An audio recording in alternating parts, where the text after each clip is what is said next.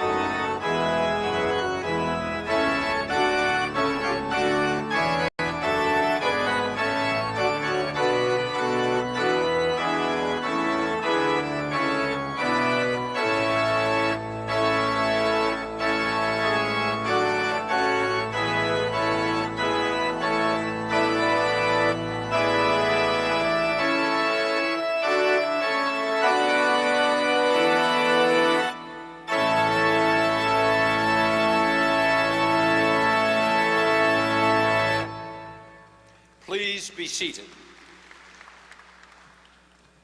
Ladies and gentlemen, the Dean of Northeastern University Law School, Emily A. Spieler.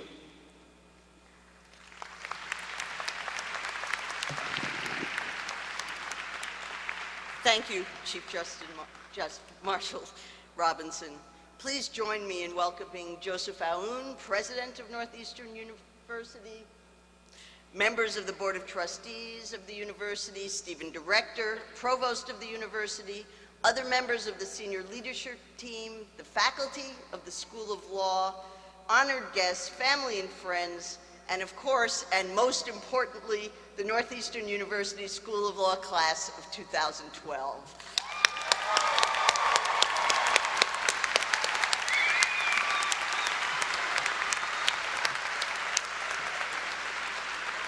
This is a time of celebration. At the end of these activities, you, our graduates, will be leaving us with the degree of Juris Doctor or Master of Laws. This is an achievement that you and your family should celebrate. For the JD alone, you've survived a tough 3 years, and you've been changed and grown in knowledge and wisdom since you made the decision to come to Northeastern School of Law. But before we salute you, I'd like to ask that we take a moment to thank the others who have helped you to reach this important moment in your lives. You wouldn't have survived without the help of your parents, your grandparents, spouses and partners, children and friends. They were the ones who supported you, both financially and emotionally, while you worked hard, grappled with new ideas and new thinking, figured out how not only to study, but also to be a lawyer. Sometimes, maybe often, they suffered from your inattention when you simply didn't have enough time to attend to the people you love. Would the members of the graduating class please rise and turn to face your family and friends? And now let's give them a rousing round of applause, recognizing their extraordinary contributions to your success.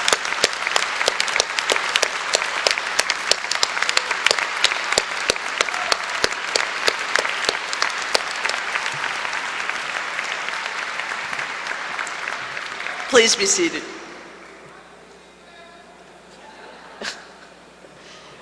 Before we introduce our speakers, there are a few words that I'd like myself to direct to you, our students, momentarily to be our graduates. Your class, the class of 2012, leaves a strong legacy at the law school. You were part of the teams that organized 3 fabulously successful student-organized symposia for the Northeastern Law Journal, followed by the successful publication of impressive journals. You expanded the journal to a 2nd annual publication this year, an ambitious project to unite the journal with other institutes and symposia occurring in the law school. You succeeded in competitions like the Intellectual Property Moot Court and the Jessup International Regional Moot Court. You helped us build our new dual degree programs with Vermont Law School in Environmental Law and Policy, and with Brandeis in Sustainable International Development. And you helped us strengthen the existing programs with Tufts in Public Health and the joint program with the College of Business Administration within Northeastern. In fact, today, Associate Dean Klepper of the College of Business Administration will award 3 of you with your MBA degrees at this commencement, a new tradition that we inaugurate this year. You were critical players in helping us build our global law program under the guidance of Hope Lewis, Dan Danielson, and others. You played an essential role in the development of the Civil Rights and Restorative Justice Project, now a clinic under the leadership of Margaret Burnham. And you won an important University Research Award for your work on the cold case lynchings in Georgia in the 1940s. You helped us with many, many difficult community conversations about issues that were internal and external to the law school. You worked to create new pathways of communication between the student body and the administration, and you labored with us to work toward better models of student participation in law school governance, and we got it done. The new agenda committee on which faculty, students, and administrators meet to discuss developments in the school is functioning well, and you really made a difference. In your first year, you did amazing work in your social justice projects, providing valuable pro bono assistance to lots of organizations and learning firsthand the ways in which law can address disparities and social injustice. You investigated privacy rights for prisoners living with HIV/AIDS for the Justice Resource Center, and misclassification of construction workers for the New England Regional Council of Carpenters. You worked with the Wage Project, the San Francisco Department on the Status of Women, the National Center for Law and Economic Justice, the Medical Legal Partnership, and many, many others. All of this really did make a difference and taught you the basics of how to approach a real-world legal problem in a collaborative team. I know, we all know, it made your first year tough, but you learned things you wouldn't have learned at any other law school in the country. And like your predecessors, you fanned out across the country and across the world on your co-ops. You completed more than 300,000 hours of legal work in 862 placements in 28 states, from California to New York to Louisiana, plus the District of Columbia and Puerto Rico, from Austria, Ireland, the Netherlands, Switzerland, and the United Kingdom, to Liberia, South Africa, Tanzania, and Uganda, Brazil, Colombia, Costa Rica, to China and India and Lebanon and Palestine. In all, you worked in 17 countries on 5 continents, and you've worked in every imaginable legal setting: state and federal courts, international tribunals, domestic and foreign legal service organizations, public defender offices, unions, all levels of government, in-house counsel for both for-profit and nonprofit groups, and in law firms of every size, both in the U.S. and globally. You've learned the importance of international law, not just abroad, but at home in the U.S. And you did extraordinary human rights work all over the world. You worked with the Human Rights Law Network in Delhi, India, international criminal courts in The Hague and in Tanzania, and you did human rights work on the West Bank in Palestine, and on the Rule of Law Initiative. You worked on the Rule of Law Initiative in China, and for the National Elections Commission in Liberia to help ensure a free democratic election there. You worked with the Due Diligence Project in Beirut and in Kampala, Uganda, with the Ugandan Association of Women Lawyers, working to gain a deeper understanding of countries' obligations to prevent human rights abuses, particularly among women. And of course, you worked with Oxfam closer to home. And it wasn't just human rights work you did. You've worked at private law firms in Boston and across the US, and also in places as different from Massachusetts as Costa Rica, South Africa, and Colombia. Really, a true record of geographic and legal adventuresomeness. 93% of you also completed at least one public interest co-op, and more than 2/3 of you completed more than one.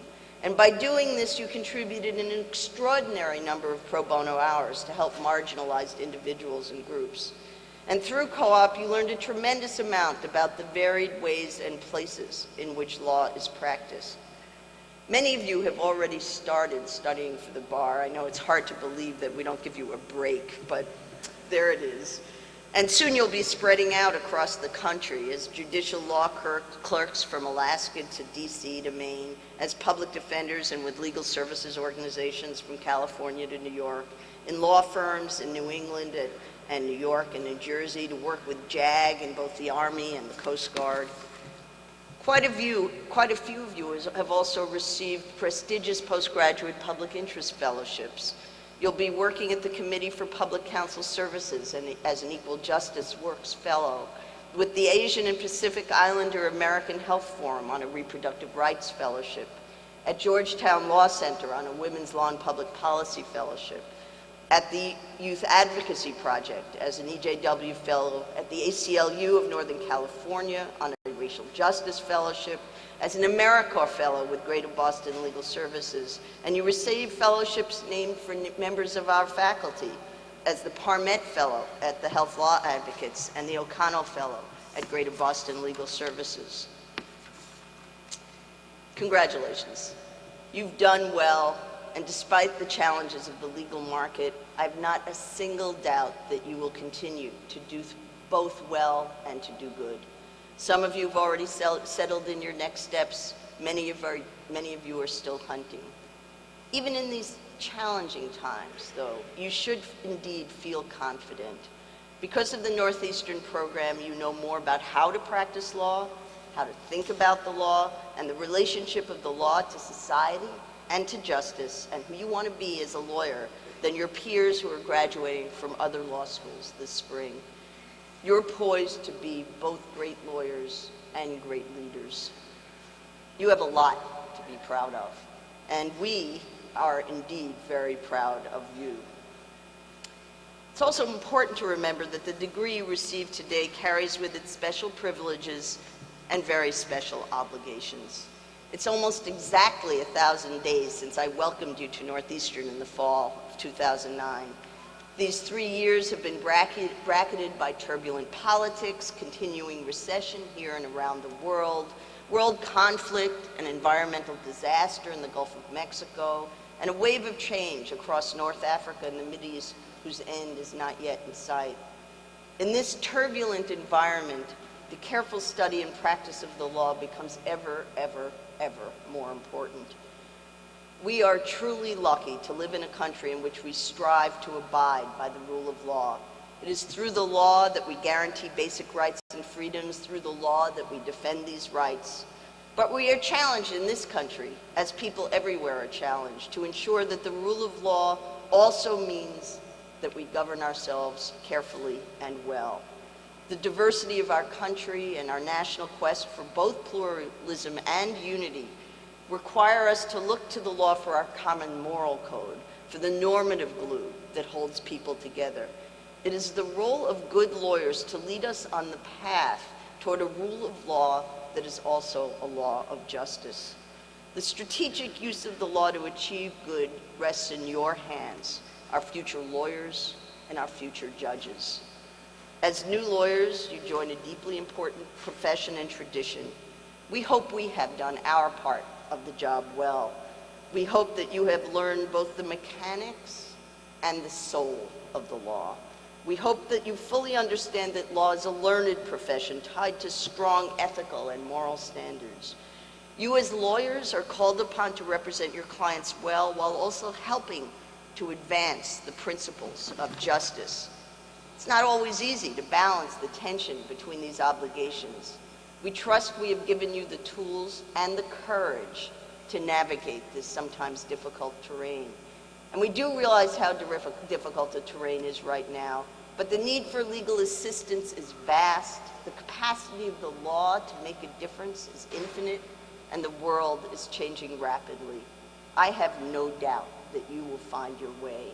We hope that you take with you from us the people who have taught you and worked with you inside the law school, the people with whom you have studied, not only an understanding of the mechanics of the law, but also a deep tolerance for diversity and an equally deep intolerance for injustice. If we have accomplished this, then you and we have done our shared 3-year job well. And I personally want to thank you as you walk down the next path and find your voice as lawyers in this sometimes challenging, sometimes scary, but I believe always wondrous world. Take risks. I told you that, I think, 1,000 days ago, and I'll tell you again. Take risks. Take risks when it matters. Have fun. Do good for others and for yourself. Stay true to who you are. Hold on to your passions. Stay in touch with each other. Support and comfort each other, and celebrate the good times with each other. And do really, finally, stay brave and never, ever be afraid to speak truth to power.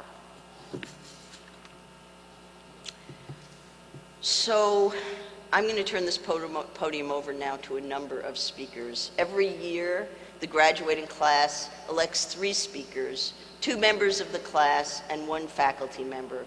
We take this selection process very seriously, and it is a tremendous honor to be selected. The first student speaker is Timothy Cronin. Tim, why don't you make your way up here?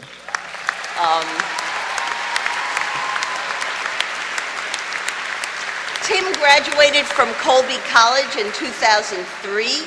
He's a lieutenant in the U.S. Coast Guard. He earned an MBA from the Kelley School of Business at Indiana in 2009 before joining the class of 2012 here at Northeastern. Tim will be returning to the U.S. Coast Guard JAG after graduation. During his time at Northeastern, he did co-ops with U.S. District Court Judge Patty Saras, the Criminal Division of the U.S. Attorney's Office, and with the U.S. Coast Guard. Tim. Thanks so much, Steve.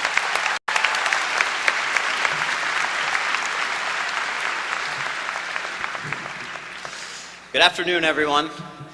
Somewhat terrifying here. It's an honor and a privilege to be speaking before you today. Please let me be the second to thank our friends and families for the last 3 years of faithful support that you've all given us. Thank you very much. So as I started reflecting on today and thinking about 3 really great years of law school, one memory in particular popped into mind. I remember sitting in my first year property class and hearing one of my classmates correctly answer a question. The professor was clearly impressed. She said, great job, bingo, you got it. And then she commented on how quickly the transition occurs from average person to future lawyer. At that point, we were still in the trial by fire. I may have made a grave mistake by deciding to come to law school stage of things. And I remember thinking that I, at least, hadn't begun transitioning to anything. Well, today I can honestly and confidently say that we've made the transition, but I can also say that there's a little bit more to the story than we may have initially thought. If I had to more accurately describe it, it'd go something like this. It's amazing how quickly the transition occurs from normal, well-adjusted and well-adapted person to paranoid, obsessive-compulsive, and somewhat socially inept future lawyer. Our class used to be made up of many decent athletes, students, and cooks. Today, we've replaced those pursuits once known as hobbies with the entirely annoying habit of arguing for fun. I'm certain that the car ride over here today probably engendered a few arguments if you were traveling with a graduate student.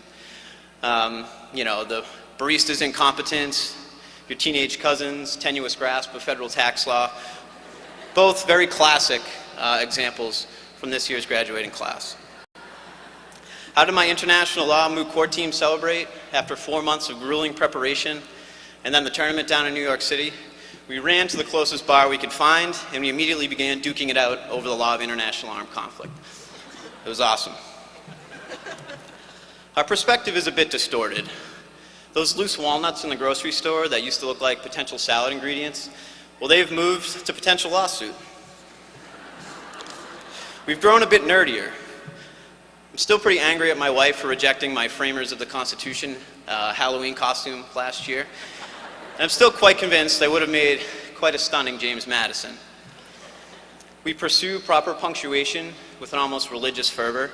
We've become increasingly hostile to the non-lawyers' poor grasp of the proper use of the comma and semicolon. Troublingly, there's a couple of graduates here today that consider Oliver Wendell Holmes to be one of their dearest friends, and the problem with that statement should be readily apparent. And finally, dating and relationships, they regress right past undergrad and high school, and they landed somewhere around the 8th grade. Law students started seeking other law students, and my best guess as to why is that pickup lines such as, "Can I show you some of my offensive collateral estoppel?" probably failed to work on the unsuspecting general public. But there's something else about this transition to being a lawyer that has made me exceedingly proud to be graduating with the individual seated before you today. For the last 3 years, my classmates have provided me with a very real sense of what it means to be a profoundly important lawyer. For 3 years, they've showed me that it doesn't require that big title or the big win. Instead, you can find profoundly important lawyering anytime a lawyer is willing to get to consistently pair humanity with the practice of law. From day one, they understood that a lawyer's worth is best defined through the eyes of the client, and this principle enabled them to get to the heart of effective and meaningful representation. At the end of the day, the confused defendant, the homeless veteran, the angry plaintiff, and the friendless prisoner are in the best position to judge the success of your legal advocacy. To them, your stress, your other clients, your responsibilities, your win-loss record, those things pale in comparison to the daunting and current challenges that they all face. While each of these clients, of course, has his or her own goals, they, across the board, are looking to be treated as an individual, to receive the zealous representation, the respect, and the fair shake that they deserve. And my classmates, from the very beginning, understood and internalized that simple but very powerful reality. And why does this impress me? Because it's really hard to do. Humanity and the practice of law, they don't mix naturally. The system's far too big and far too harsh. Yet over the course of 4 co-ops, clinics, other opportunities, classes, my classmates have learned firsthand that getting up every day, going to work, and facing the rigors of this profession is a very tough business. The trauma, the stories about the overwhelming obstacles that our community members face daily, these are very real. And to those members of the community, those clients, the stakes are extremely high. And I can say for a fact that my classmates have struggled for the last 3 years to ensure that the quality of their representation is just as high. Each graduate here today has his or her own story. Some fought in bail hearings against seasoned district attorneys because they understood that the longer that person remained in jail, the more difficult it would be for that defendant's family to survive. Some traveled to the Deep South, looking for evidence that might free wrongly imprisoned defendants. Some of my classmates advocated in the LGBTQ community for civil rights and poverty law because that's what justice means to them.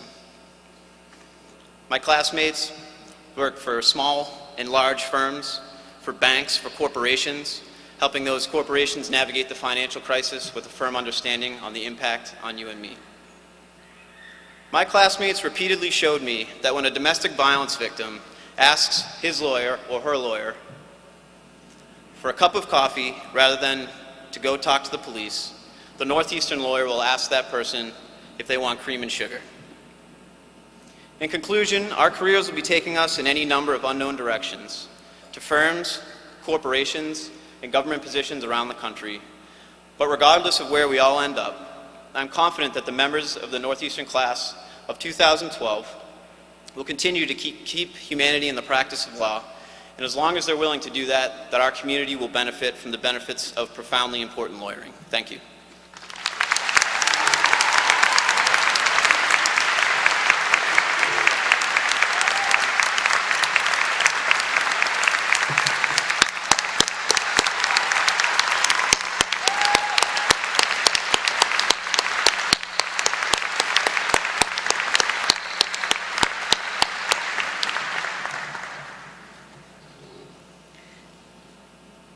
second student speaker is Dina Sharuk. Dina is a 2007 graduate of Wellesley College. She did her co-ops with the ACLU in Honolulu, with the Massachusetts Federal District Court Judge Bill Young, the law firm of Lurie and Krupp, and the Jerome N. Frank Legal Services Organization at Yale Law School, where she worked with low-income immigrants on asylum, post-asylum, adjustment of status, and other immigration-related matters. During her time at Northeastern, Dina was also a teaching assistant for criminal justice and a research assistant for the program on human rights and the global economy. Dina, come on up.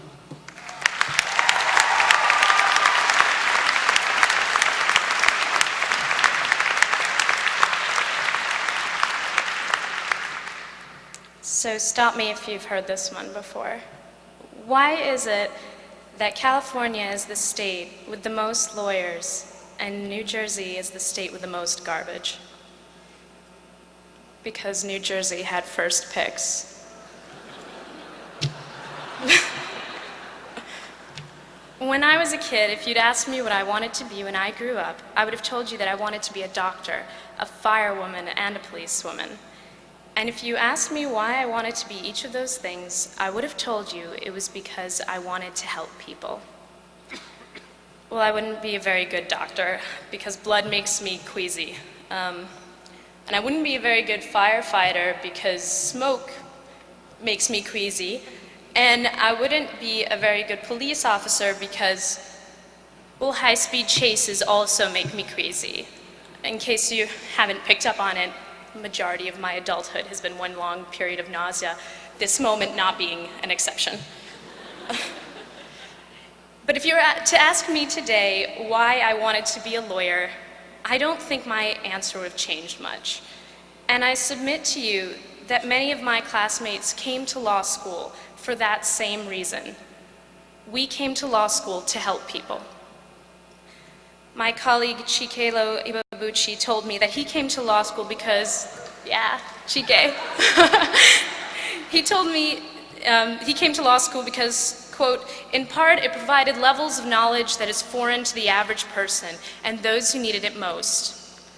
My colleague Patrice Dixon came to law school to advocate on behalf, yeah, Patrice.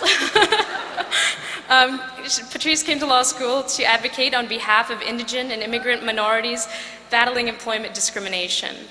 Christopher Bridges told me that he came to law school because, quote, I want all the have-nots to have a better, higher, and more equal quality of life.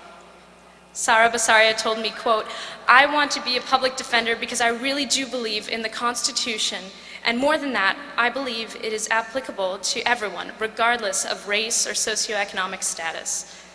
Amanda Riyad wanted to give a voice to those who are either unable or unwilling out of fear to speak for themselves. And then there was Gregory Canaan. He said to me, and I quote, I came to law school because the world is such an aggressive place. It'll knock you down and keep you down if you let it. At this point, he tells me he's quoting Rocky, which is good because I wasn't really clear where he was going with that. But then he continued, and he said, I wanted to be able to help other people get up and fight back. Let them feel there's a sense of justice and fairness in the world. Law school gives you the tools to do that. Undoubtedly, many of my colleagues came to law school to help people. Now, I know what some of you are thinking. Dina, I'm a corporate lawyer. How could this speech be at all relevant to me? But I have good news. I was recently informed that corporations are people too. So there's that. But in all seriousness, we can help others by helping corporations. After all, corporations have the opportunity to provide jobs to the masses, encourage economic growth, and have the ability to be socially responsible and encourage positive change in communities. My colleague Jay Nicole Knox wanted to help corporations make better choices and impact their consumers throughout the decision-making process. One day, she will start her own firm that will aid and foster inner-city entrepreneurship. Regardless of your goals when you came to law school, I ask that somewhere between the long hours, the paperwork, and the briefs, that you remember that you have the ability to help others. The world we live in today undoubtedly faces a host of problems, many with roots in inequality, discrimination, and disenfranchisement. But by helping others through advocacy and support, we can, on the micro level, solve individual injustices, and on the macro level, we can contribute to a safer, more stable world. Consider that any argument you bring to court and any publication you produce has the potential to influence public policy and shape our society for the better. Use that privilege responsibly and use it to make the world more equitable.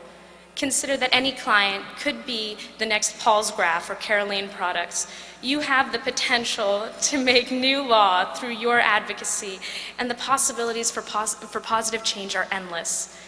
Never underestimate the power of a kind word or a helping hand. Law school has provided us many tools and opportunities with which we can effectuate positive change, but it is our own humanity and our compassion that will guide us down a path of helping others.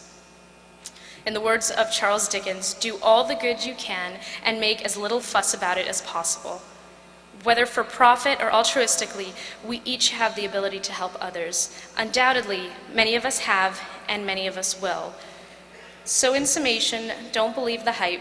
New Jersey was wrong to pick garbage over us. We are cleaner as a people. We have the ability to help others, and frankly, landfills make me queasy. Thank you to our faculty and administration for providing us the tools to help others.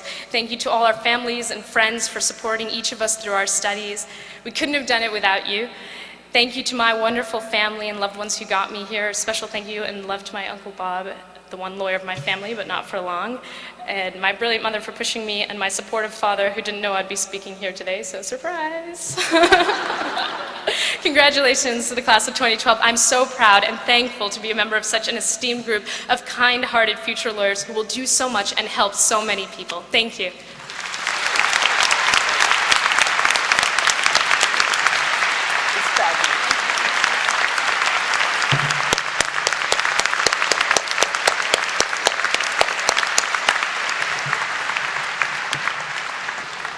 I do love you guys. So this year, as I said, there are 3 speakers. The students all know that, so do the people on the platform. This year, the students have elected Professor James Hackney to the honor of being the faculty speaker.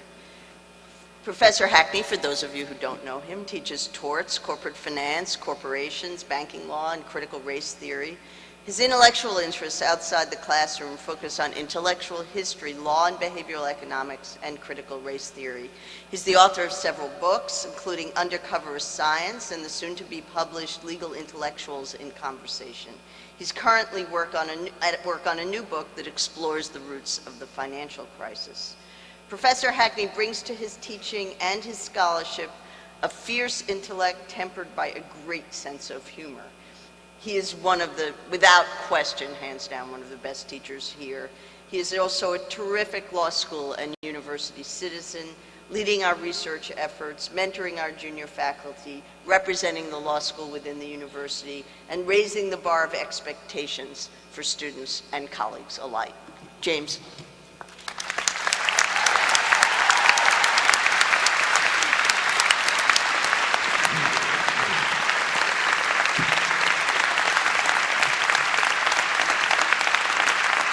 Thank you.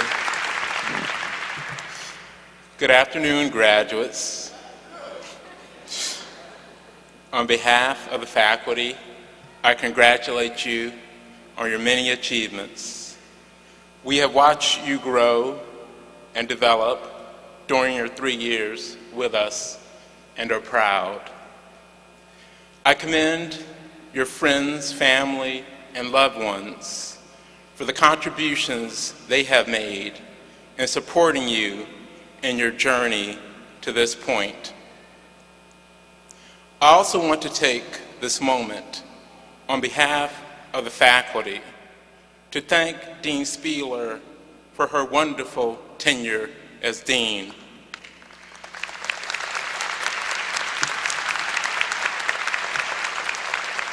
Emily, you have transformed our institution for the better, and we applaud you for your leadership. Graduates, now comes the time when you leave the confines of our small but special law school to chart your path through the profession and life. I know the challenges are daunting. We're living in a moment of economic turmoil, political strife, and transformation in the legal profession.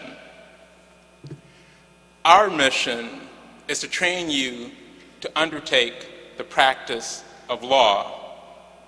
However, at Northeastern University School of Law, we do something more important than that. Through your experiences in class, on co-op, representing clients in legal skills and social contexts, and in clinics, and in your interactions with your fellow members of the law school community, we also prepare you for the practice of life. In the great Indian epic, the Bhagavad Gita, which inspired Mahatma Gandhi, the protagonist, Prince Arjuna, is faced with a challenge on a great battlefield that serves as an allegory for the field of life. Arjuna is torn between his hesitancy to join in the battle and the need to fulfill his mission in life, to be a warrior. And so the story unfolds, with Arjuna coming to the realization that it is incumbent upon him to go into the field of battle, to undertake his practice with all the perils, difficulties, and fulfillment that it entails. You will face similar moments of choice as you tackle the challenges of life, both professional and otherwise. The turning point for Arjuna is when he heeds the counsel to not take his personal interests as paramount, but to fulfill his duty for the good of others. If you do the same, I am sure you will live a good life. This is the central lesson that we have attempted to impart upon you. No matter what your professional endeavors, be they in government, the private sector, or public interest settings, a commitment to the service of others will bring its own special rewards and, in the process, remake our world for the better. You know what your aspirations are. I know that as graduates of Northeastern University School of Law, you are well prepared to fulfill them. And only ask that you go forth, keeping in mind that the choices you make, particularly given your training as lawyers, profoundly impact others. But please remember that you are not alone. We, the faculty, staff, and administration, your law school family, will always be here for you as you continue your journey. And beyond the law school, you will join the larger community of Northeastern University School of Law alums who very much remain members of our family as well. Class of 2012, I have taught many of you and love you. It means the world to me that you ask that I talk at your commencement.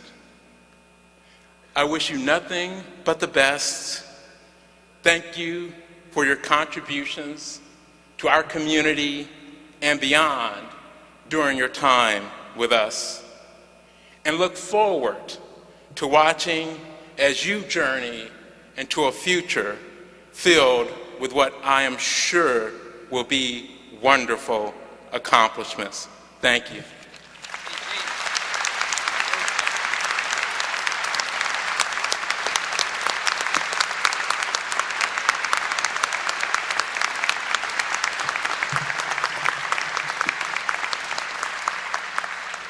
Thank you, Professor Hackney. The honorary degree will now be conferred. It is my pleasure to introduce Catherine S. McHugh, Vice Chair of the Board of Trustees of Northeastern University.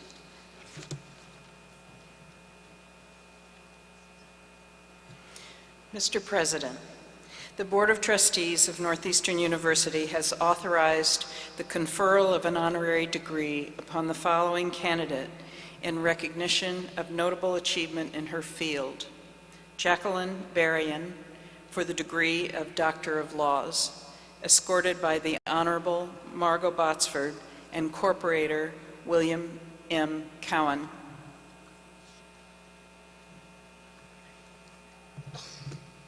Thank you, Vice Chair McHugh. It is now my pleasure to call upon the Honorable Margot Botsford to escort the degree candidate and to ask Corporator William Cowan to join me at the podium.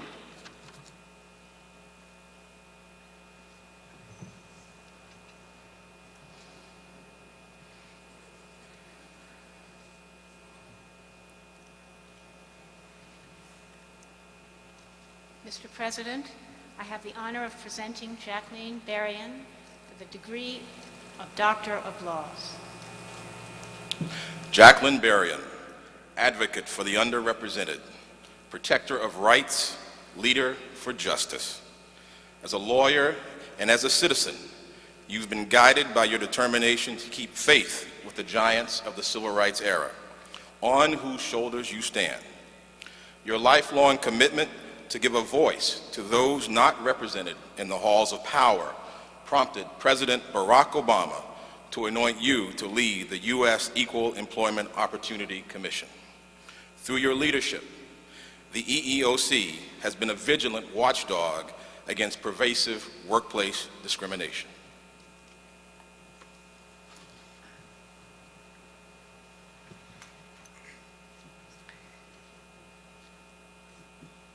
Jacqueline Berrien, in recognition of your dedication to protecting basic human rights and advancing America's promise of equal opportunity, Northeastern University is pleased to bestow upon you the honorary degree Doctor of Laws. In recognition of this degree, Trustee Botsford will vest you with the hood.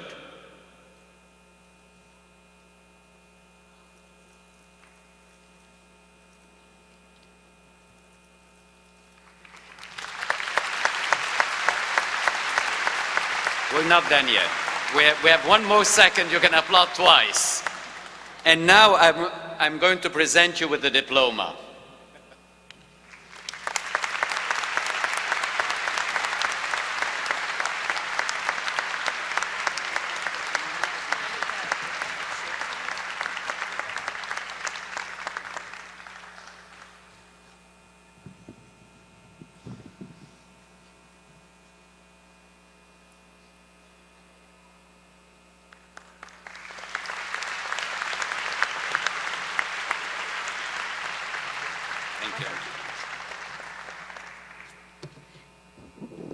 It's my honor to more fully introduce Dr. Berrien to you.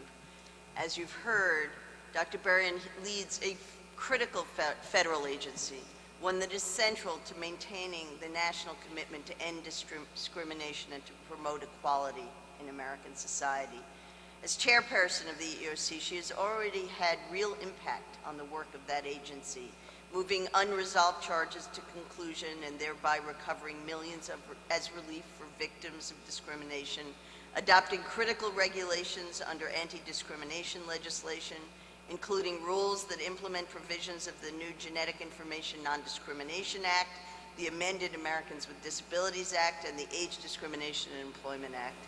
Through this work, she has affected the lives of all Americans because we are all entitled to work in workplaces free of discrimination and harassment, and particularly the lives of those who look to the EEOC to uphold their own personal rights against discrimination. It's no surprise that she's succeeding in this position despite the tales of gridlock in Washington. Throughout her career, she has demonstrated tenacity and fortitude in the fight for justice. Before assuming her current post, Dr. Berrien devoted her life to advancing civil and constitutional rights of marginalized people. She represented clients in employment discrimination, voting rights, access to affordable housing cases. Immediately before assuming her current post, Dr. Berrien led the NAACP Legal Defense Fund's national legal advocacy and scholarship programs for more than 5 years.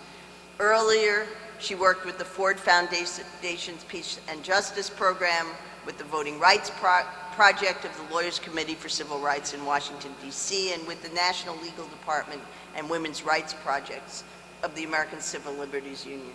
A native of Washington, D.C., Dr. Berrien began her legal career clerking for Judge Clemon, the first African-American appointed to the U.S. District Court in Birmingham, Alabama.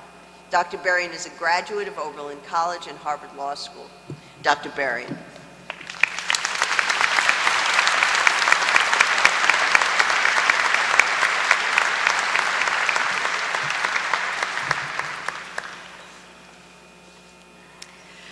Thank you so much for that very, very gracious introduction, for the warm welcome that I have received here at Northeastern University.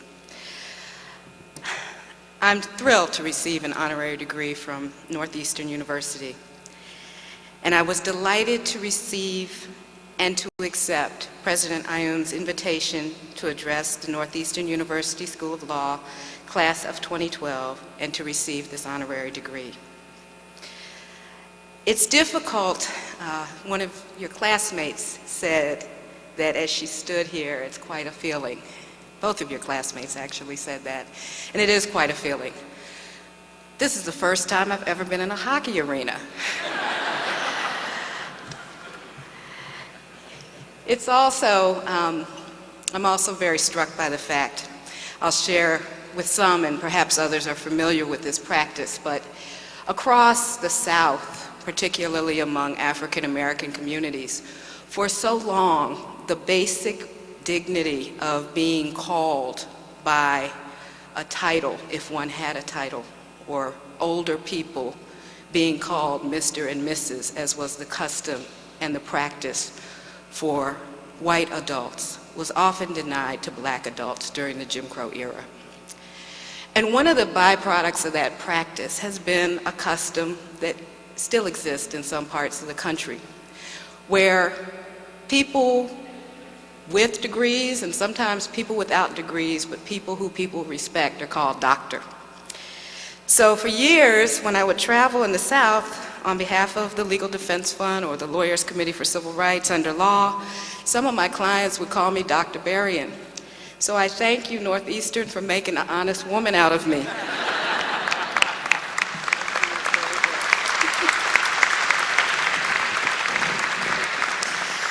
So many men and women I have long respected and admired and learned so much from, including 2 Emeritus Directors Counsel of the NAACP Legal Defense Fund, Julius Chambers and Elaine Jones, as well as the late Judge A. Leon Higginbotham, and so many others have received honorary degrees from this law school.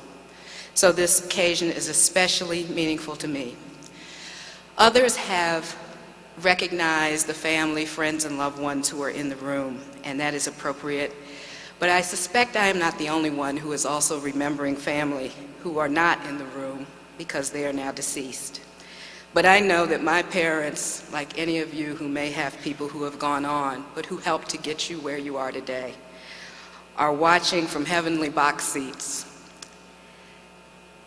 I'm very blessed today to be joined by my best friend, my husband of 25 years, Peter Williams.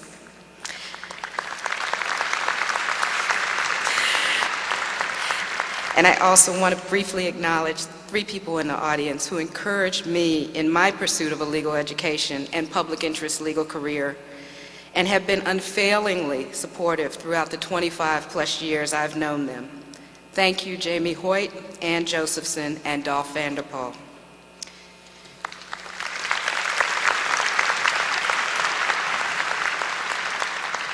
And finally, while a faculty like this would undoubtedly include many friends to me and to others who have worked long in public interest, I would be remiss if I didn't especially acknowledge my dear friend and a former law school roommate who is a member of this faculty, Professor Hope Lewis.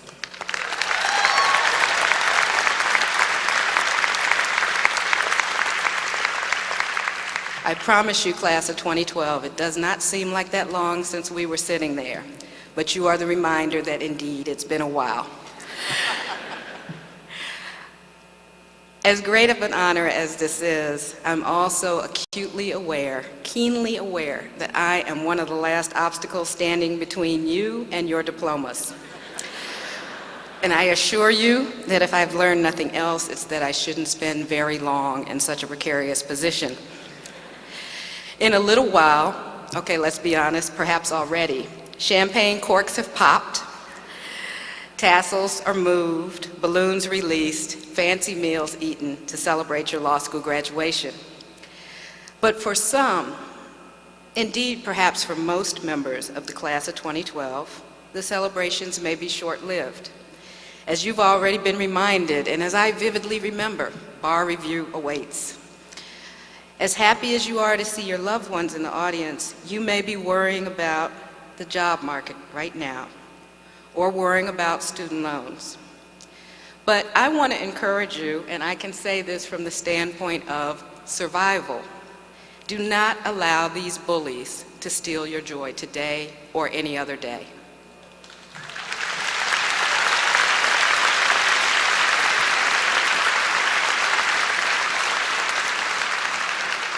Do not allow trepidation to overshadow the excitement and high hopes for the future that you have earned through years of hard work in law school. A past recipient of the honorary degree from this law school, Congresswoman Shirley Chisholm, said it best when she said, "Every tomorrow has 2 handles. We can take hold of the handle of anxiety or the handle of faith. The choice is ours." I encourage you today to hold on as tightly as you possibly can to the handle of faith and to run in the other direction from the handle of anxiety. It may seem to be difficult to follow this advice in this time because, to borrow a concept stated so eloquently by the Apostle Paul, the essence of faith is the ability to be certain about things that you cannot see and confident that in years to come you will reach a point that is invisible or at least obscured to you today. At times, it may feel like you're traveling around a blind curve on a 2-lane highway with little to protect you from the possibility that a car could be passing into your lane on the road ahead. Those are the times that call for faith.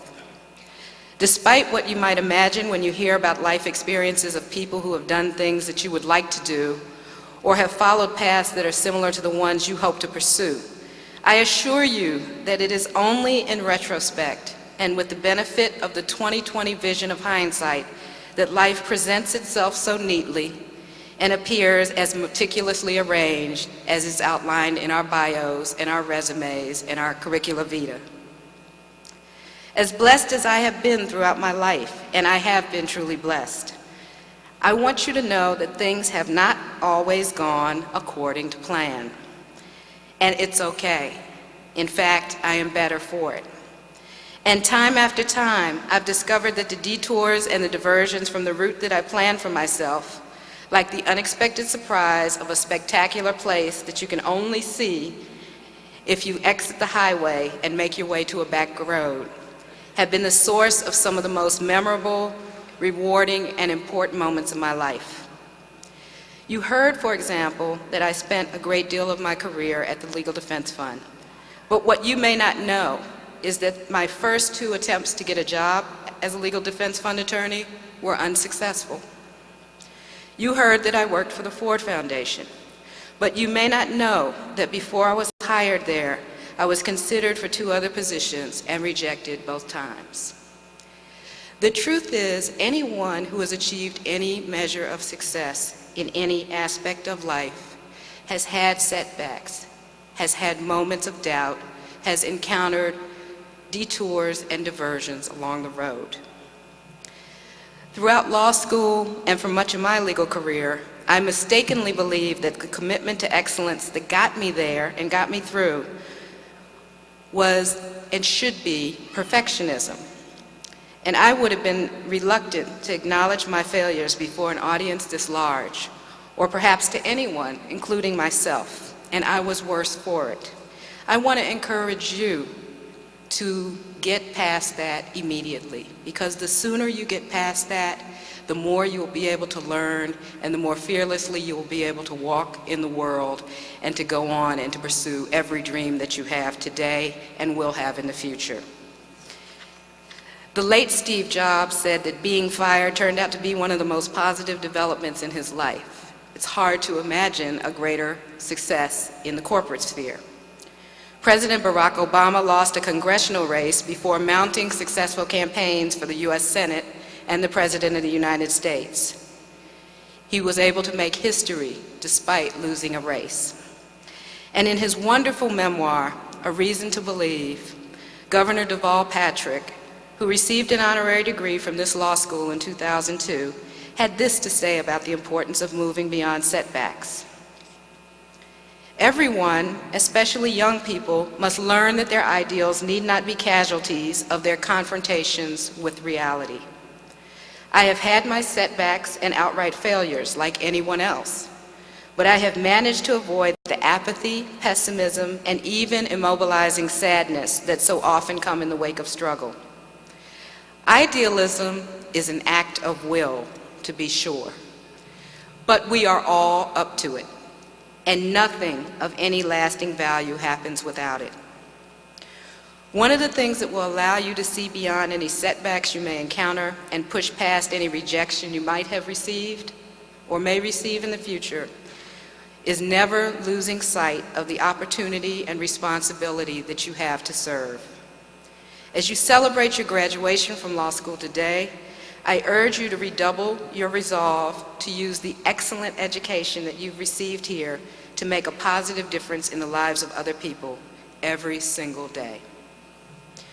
On April 21st, 1965, shortly after Bloody Selma in Selma, Alabama, Dr. Martin Luther King Jr. addressed more than 1,000 lawyers at the Association of the Bar of the City of New York in a speech entitled "The Civil Rights Struggle in the United States Today."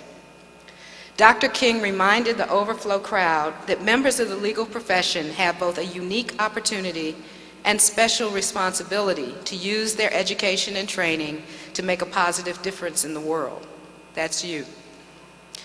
Dr. King said, "I must confess that I hesitated before accepting the Bar Association's invitation.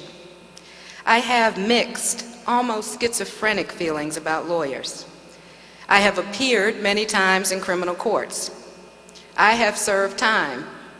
I've had considerable firsthand brushes with lawyers, on the bench and before it. I was told the other day that my close associates, the Reverend Ralph Abernathy and the Reverend Fred Shuttlesworth and I, are among the best clients of the Legal Defense Fund. I assume, because it could not be otherwise, that our description as best clients was earned by our volume of cases as opposed to fee collections. I would be less than candid if I did not admit that my associations with counsel for the opposition were not always pleasant.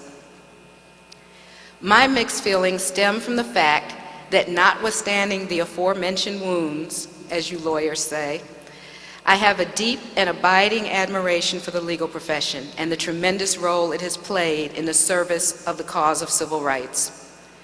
Your profession should be proud of its contributions. You should be aware, as indeed I am, that the road to freedom is now a highway because lawyers throughout the land, yesterday and today, have helped clear the obstructions, have helped eliminate the roadblocks, by their selfless, courageous espousal of difficult and unpopular causes. For every noted hero, there have been hundreds who have labored humbly and anonymously in the vineyard of freedom. I do not know whether your career will be one that will make headlines or whether you will be one of the people who is on the sidelines making a difference. But you can be sure that either way, the most important thing is that you are making a difference. As students and now graduates of this law school, you have been exposed to core values that include educating lawyers who are concerned about injustice and mindful of opportunities to address it. You are or should be no strangers to the ideals and values that Dr. King spoke about. But I've shared his message with you today to challenge and hopefully inspire you to make the commitment to public service and social justice that were integral to your law school experience an integral part of your life as a lawyer. You will never be sorry for it. Last month in Washington, I was part of another group of 1,000 lawyers. The occasion was different, of course, and the time was different. The occasion was a memorial service for the 6th Director Counsel of the NAACP Legal Defense Fund, a tremendous attorney named John Payton, who is known to members of your faculty and to many lawyers across the country. Before his appointment as one of Thurgood Marshall's successors at the Legal Defense Fund, John's legal career included service as a law clerk to a federal district judge, partnership in one of the country's most prestigious law firms, Wilmer Hale, service as a corporation counsel for the District of Columbia, and teaching at Harvard and Howard law schools. In addition to that, he donated his time and provided financial support to many nonprofit organizations. He secured pro bono representation for anti-apartheid protesters during the Free South Africa movement, served on the boards of the Lawyers Committee for Civil Rights Under Law and the DC Bar Foundation, and was an independent election monitor when President Nelson Mandela was elected in South Africa. He argued before the United States Supreme Court in several important civil rights cases. But behind the scenes, he made the time to be a mentor and advisor to countless lawyers he worked with over the years, and I consider myself very fortunate to have been one of them. Several months before he learned that he was suffering from a terminal illness, John was interviewed by his law school alumni magazine. His message, like Dr. King's address to the New York City Bar Association, will hopefully inspire you as you graduate and throughout your legal career. John said, no matter what you do in your career, you can still do things that help advance issues of social justice and racial justice. That includes pro bono service and financially supporting causes you believe in, but there are also things you can do outside of your job, becoming involved in your communities in ways that matter, becoming involved in how your school system works, and striving to make it better, making sure that our civic culture is healthy. Members of the class of 2012, no matter what path your career may take, you have the opportunity and responsibility to serve. You can do it in any of the ways that John described. You can do it by mentoring a child or a young man or woman who is trying to figure out where they are called to serve and how they can get there, perhaps as you have been as a student. And you can do it by ensuring that however you make a living, you commit at least a portion of your time, talent, and treasure to help others without regard to their ability to pay you. Northeastern Law School has trained you to be discontent with injustice, and it has prepared you well to be a force for positive change. I know that you can, and I expect that you will make great contributions wherever you go from here. My heartfelt congratulations to all of you, and in the words of St. Ignatius Loyola, go forth and set the world on fire.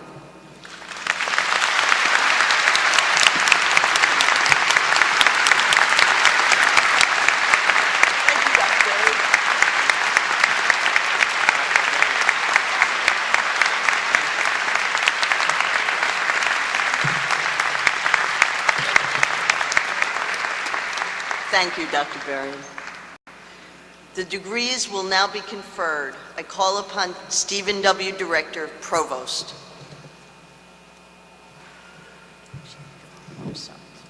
Mr. President, it is my privilege to report to you that the candidates here assembled and others have qualified in all respects for the degree of Juris Doctor or Master of Laws.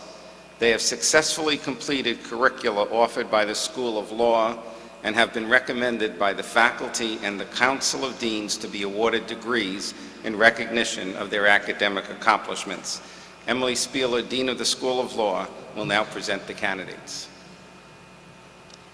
Will the candidates for the degree of Juris Doctor please rise and remain standing until your degree has been confirmed? Mr. President, it is my privilege and honor to present to you the candidates who have qualified in all respects for the degree of Juris Doctor. By virtue of the authority vested in me by the Board of Trustees of this university, I do hereby confer on you and all those who have properly qualified the degree of Juris Doctor with all the honors, privileges, and responsibilities thereunto pertaining. Graduates, I salute you.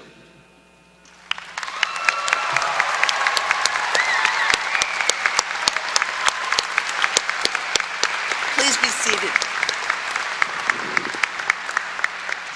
Will the graduate for the degree of Master of Laws please rise and remain standing until your degree has been conferred? Mr. President, I am honored to present to you the first candidate to have qualified in all respects for the degree of Master of Laws at Northeastern University.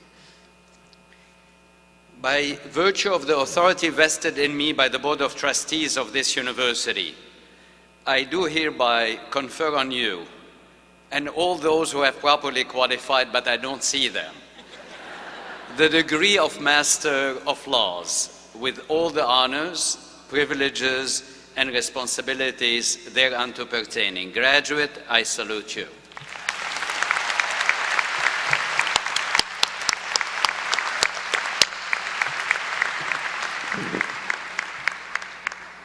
The marshals will now present the graduates to the platform. Jason Michael Letterman and Stephanie Lois Viola will announce the names of each graduate as they are presented to receive the diploma. The Juris Doctor candidates will be hooded by Professors Wendy Parmet and Luke Bierman.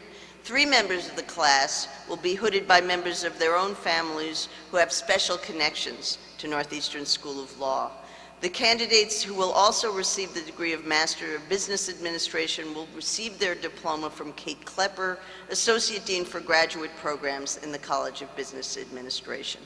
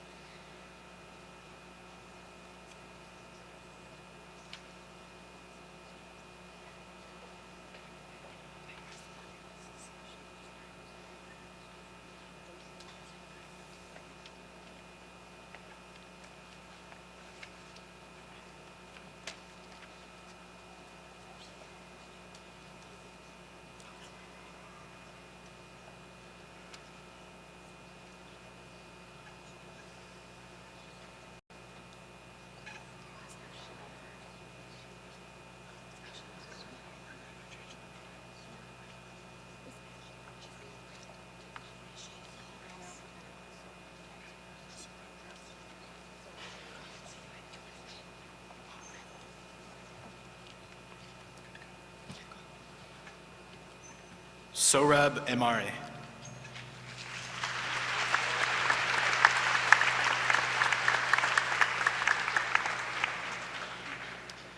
Christopher Joseph Aiello.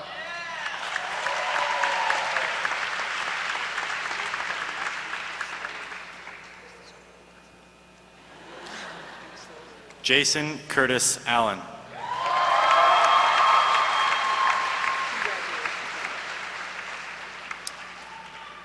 Om Shri Amara Singham.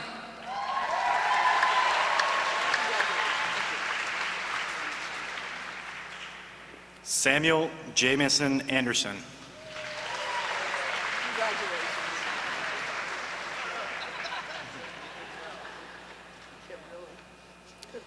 Stephen Edward Bardalis.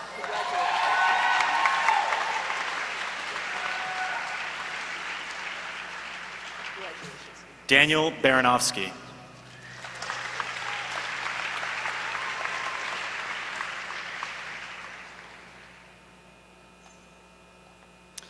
Shelley Ann Barron.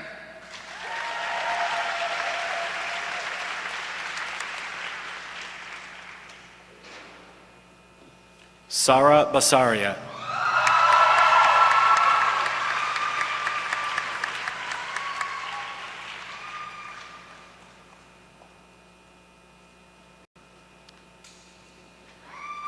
Caitlin Mary Bowerly.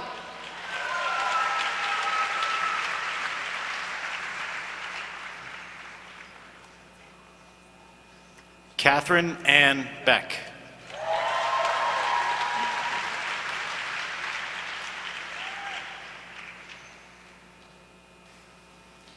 Michael Paul Barini.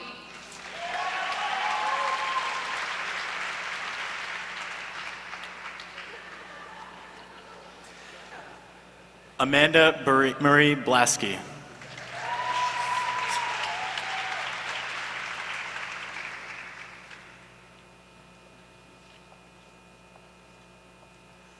Gabriella M. Bogenfarber.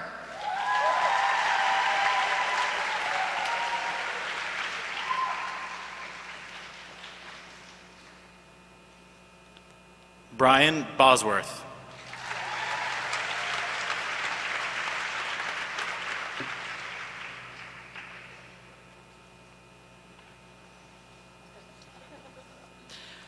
Matthew E. Brescher.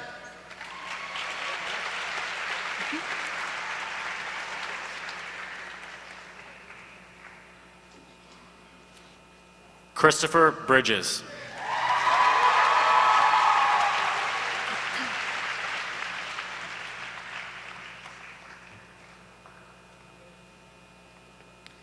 Nicole Sherry Britton Snyder.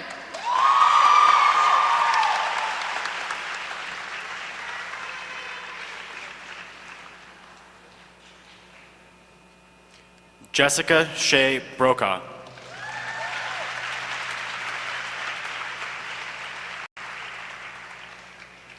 Adrian Ruth Brown.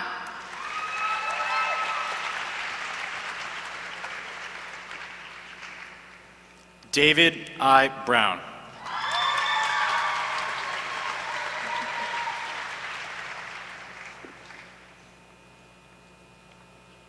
Lauren Ashley Brown.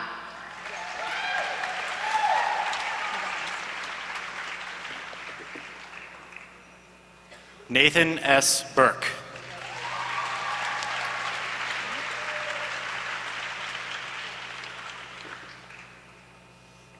Megan Maloney Burton.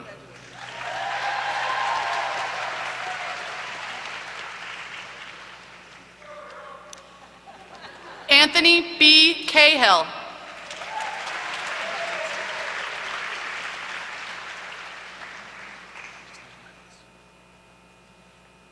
Aaron Harry Cardy.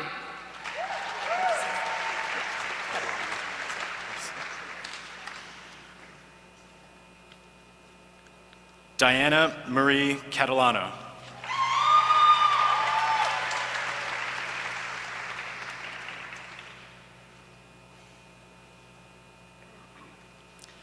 Heather C. Catherwood.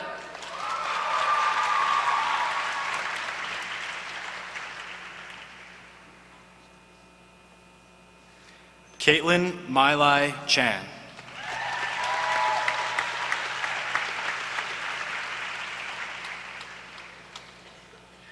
Christine D. Chilingerian.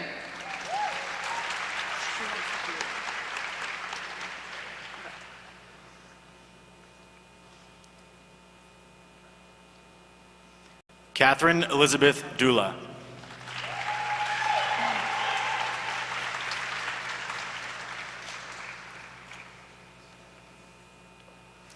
Robert Alejandro Siccia.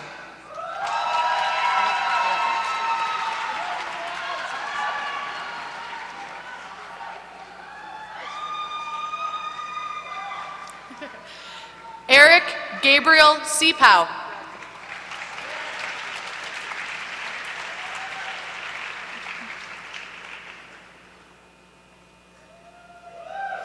Stephanie Jane Kochi.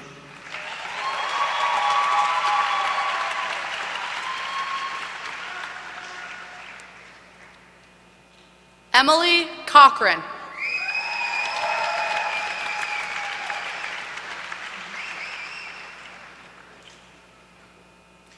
Ian David Coghill.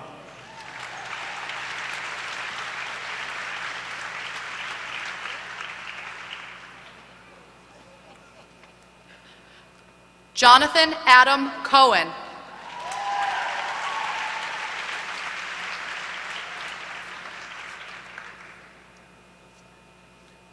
Lupita Colon.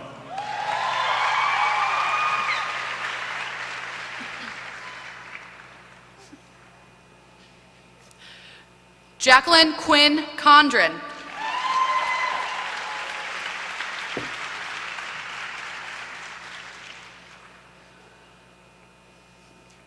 Carolyn Elizabeth Conti.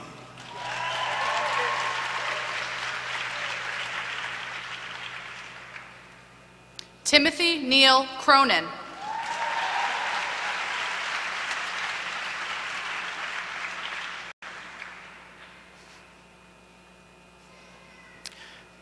Emily S. Cottrell.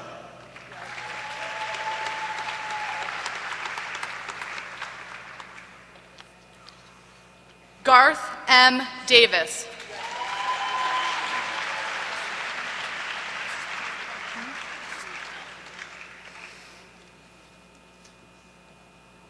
Shatila Sharia Bia D. Leon.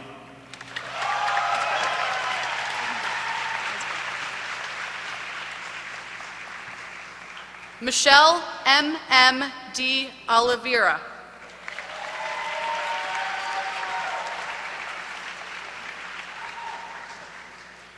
Megan Ann Deely.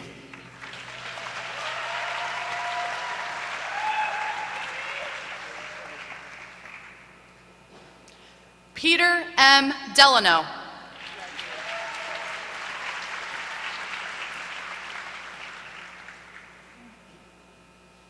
Sarah Trainer Delory.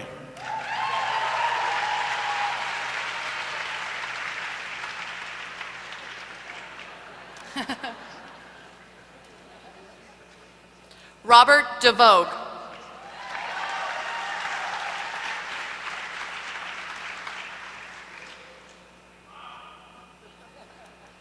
Nina Singh Duni.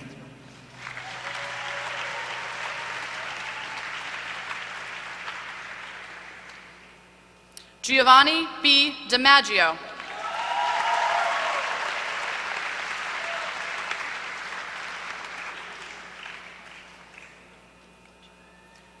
Joseph Thomas DiMaria.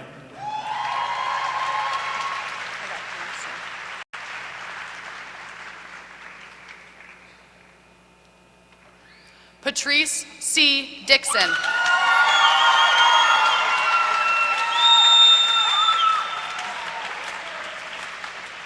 Raquel C. Dixon.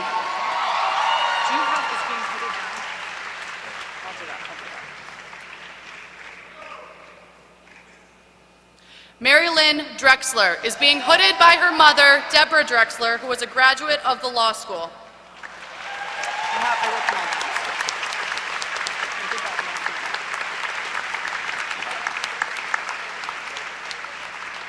Caitlin L. Dunn.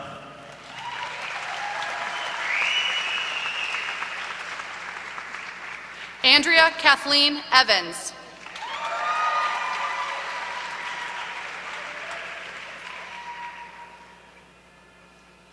Miriam E. Feliz.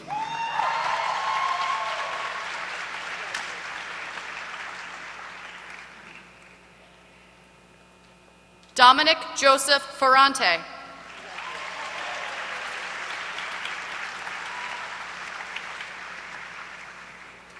Timothy Scott Ferreter.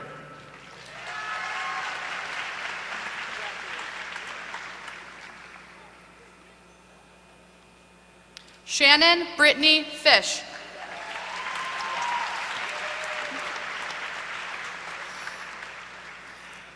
Hannah Mamie Patricia Fisher.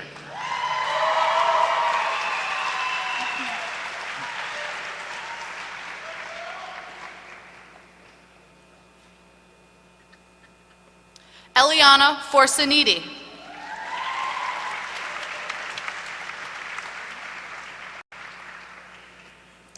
Michael Fridman.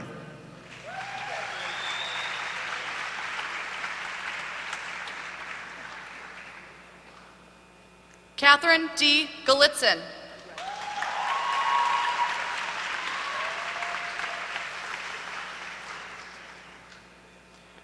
Anisha Divyakant Gandhi.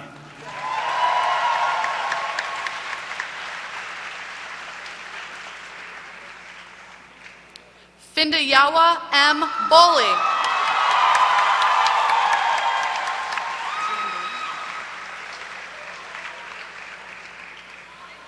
Sophia Giandoni.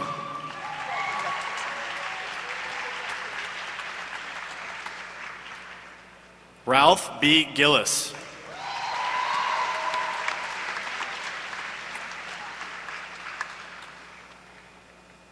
Megan Suzanne Glynn.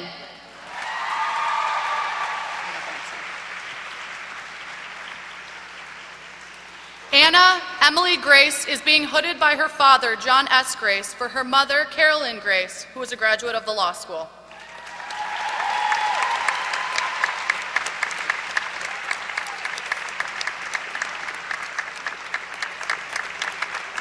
Gary T. Grasso.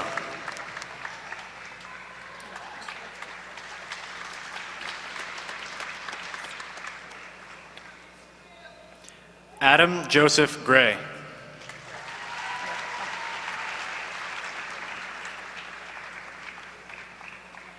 Tom C. Griesmer.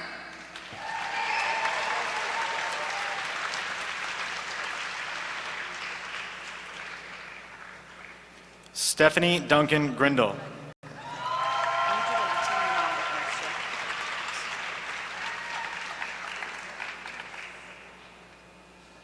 Deborah Nicole Grunin.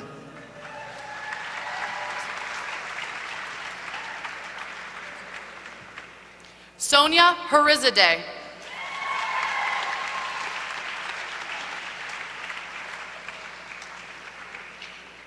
David C. Hafner, who is being hooded by his uncle, Professor Carl Clare.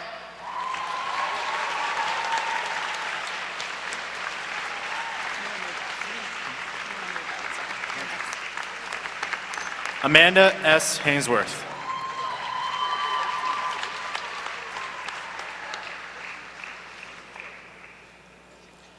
Fatima Hajataki.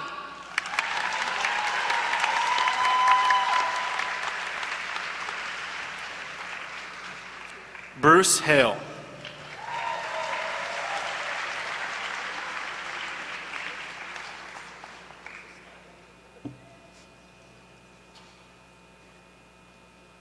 John Norman Halter.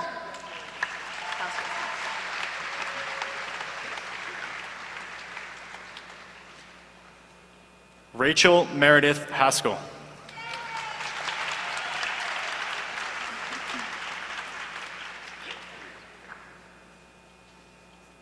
William John Helmer.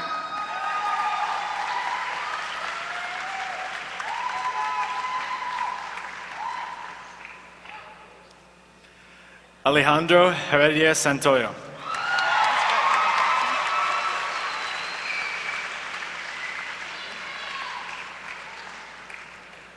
Ryan Joseph Holt.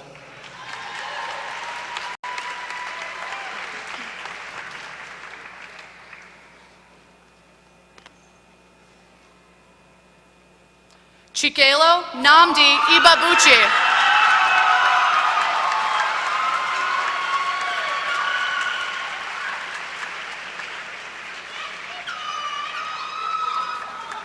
Teresa Kathleen Howdigi.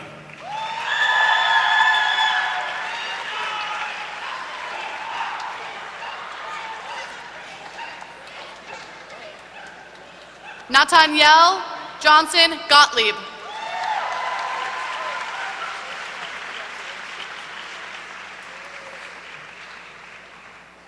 Ashley Vandea Jones-Pierce.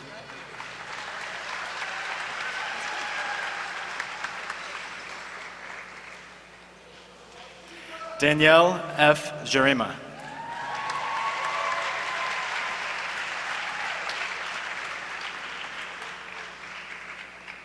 Kevin Kazuo Yao Hoon Kam.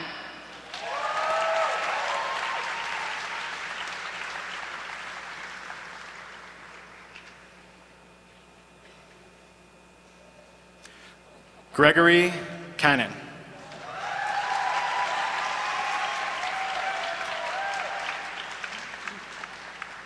Julie E. Kaplan.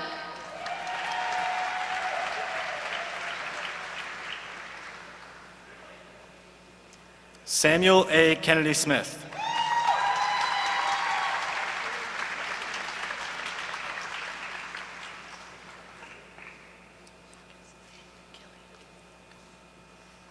Brittany A. Killian.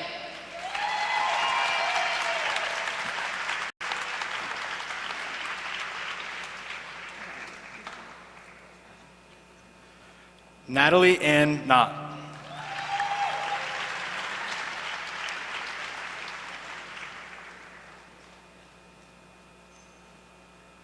Jamila Nicole Knox.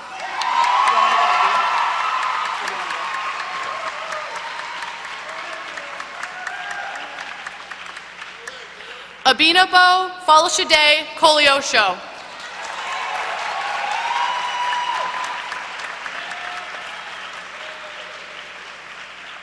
Jason Edward Corda.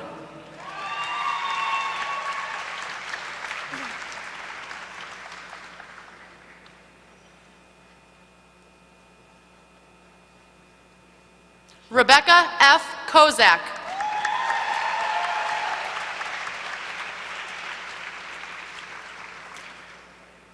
Kenneth Anthony Lamontia.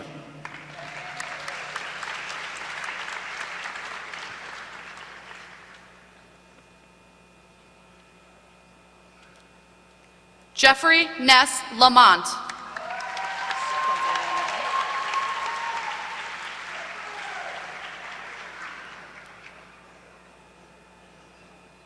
Ju-Young Lee.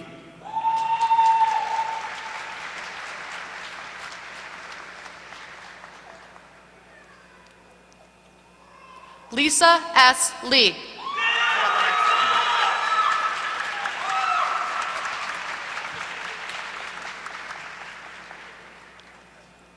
Matthew Terrell Lee.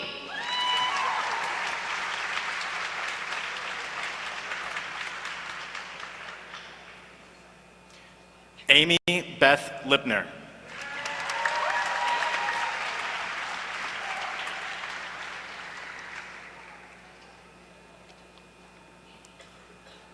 Tiffany Jordan Lano.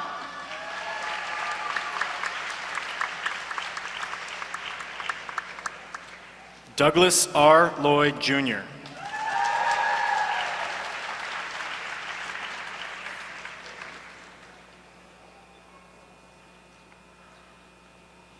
Matthew Ryan Lord.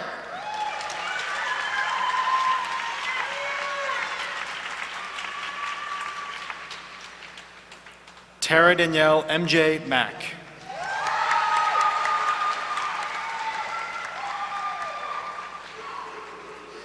Yael Magen.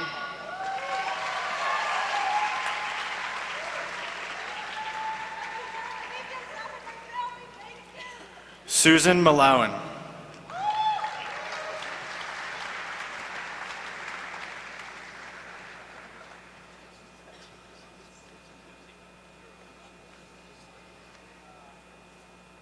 Nicholas R. Martino.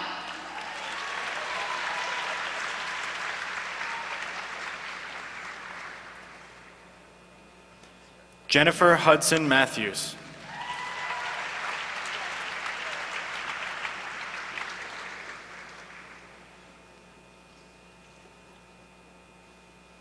Edward Oreste Mazzaferro, Jr.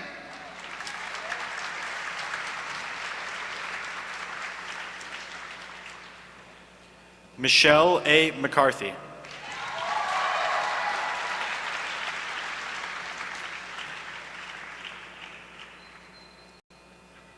Monica J. McEnroe.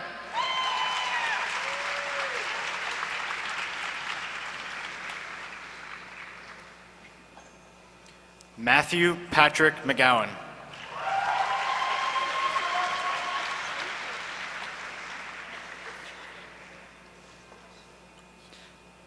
Elise Ruth McNamara.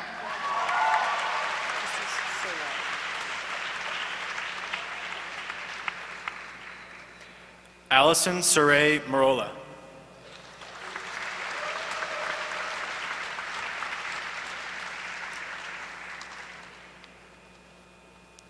Alicia Merchen Perez.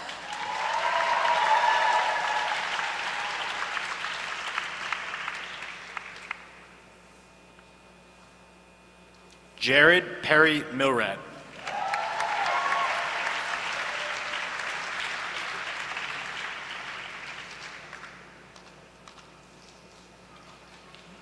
Stephen Minogue.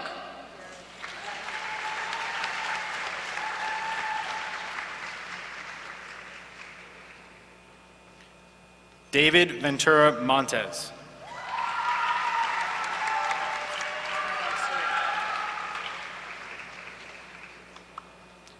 Joshua K. Nault.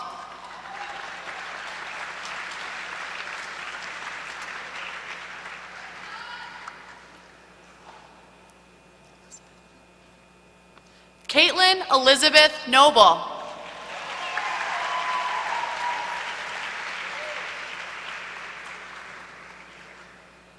Renee Michelle Oliver.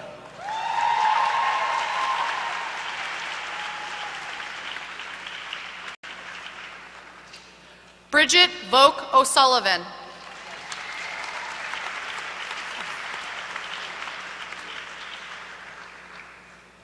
Leanne O'Young.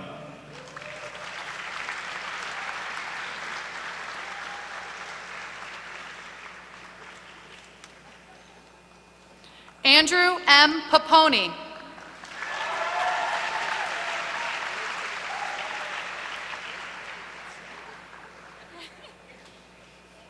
Alicia M. Parmentier.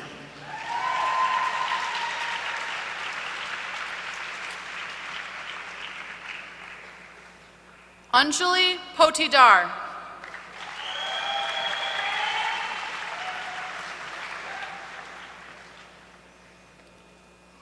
Mimi Pacharel.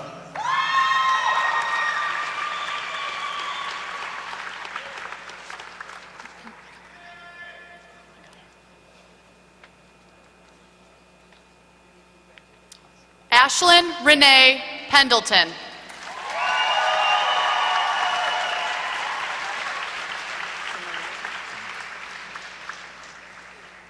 Maria G. Perez.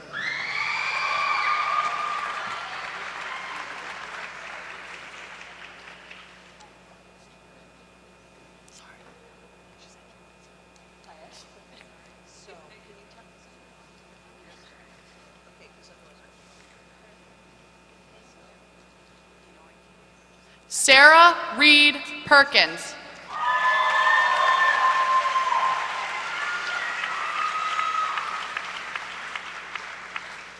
Amy E. Perlak.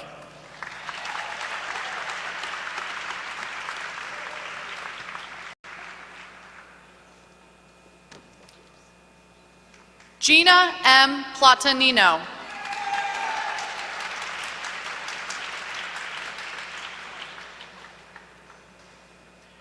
Sonia Carroll.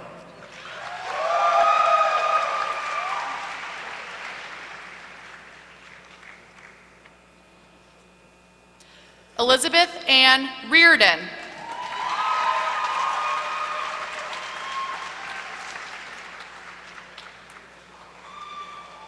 Katie Michelle Richardson.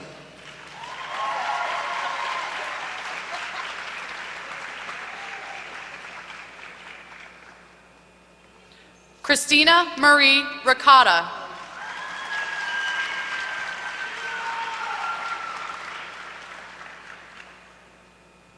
Elizabeth Jessica Riley.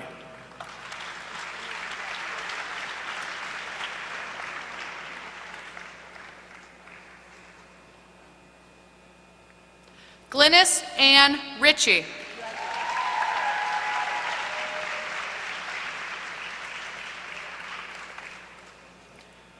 Amanda Adele Riad.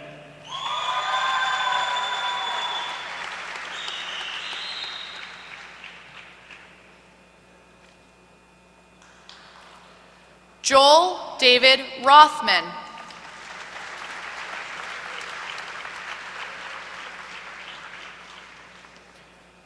Nelson Ross Ruttrick.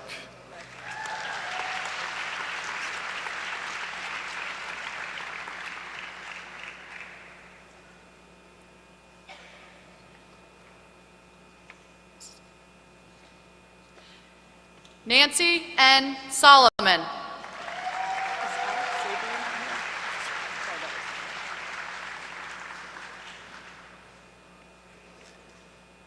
Alex E. Savory.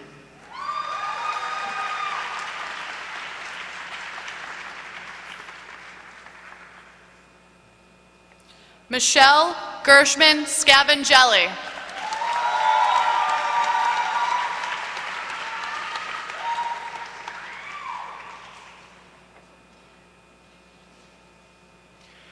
Allison Rose Schwartz.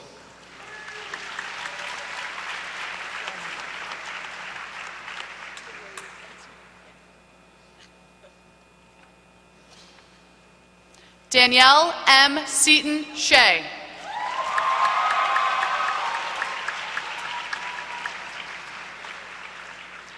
Frederick B. Seitz.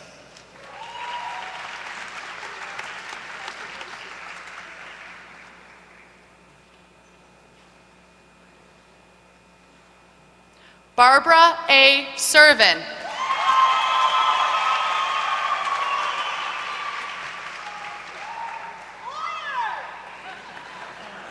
Dina Nicole Sharuk.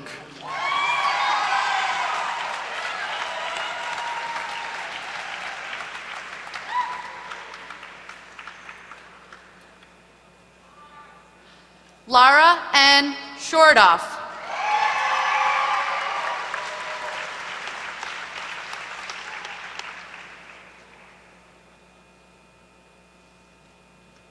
Taylor Marie Shutt.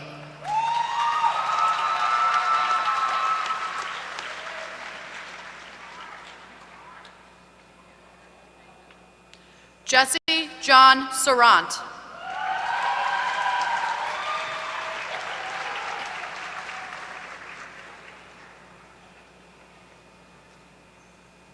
Lindsay Beth Silver.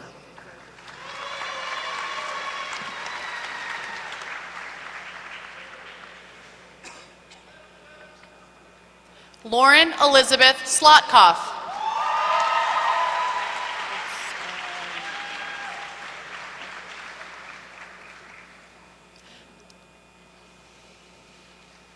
Philip Donges Snodgrass.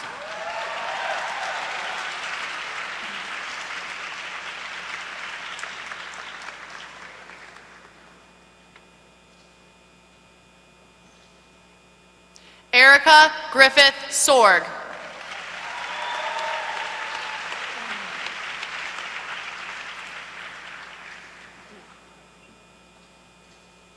Michael Stefanillo Jr.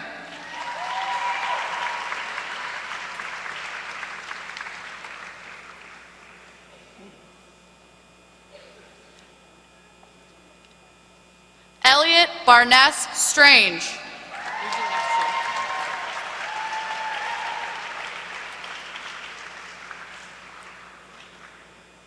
Andres Suarez.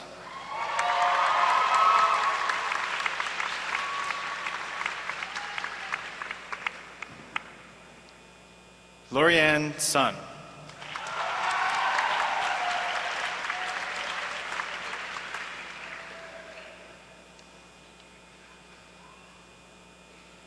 David F. Swanson.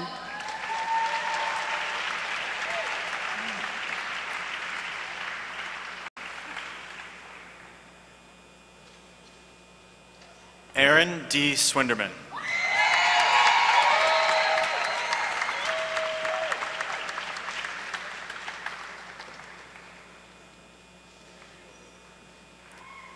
Leda A. Taboy.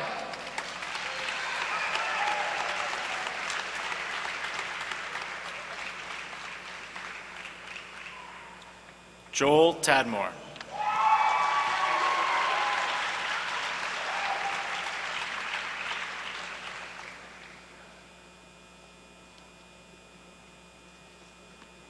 Catherine Rose Tarpley.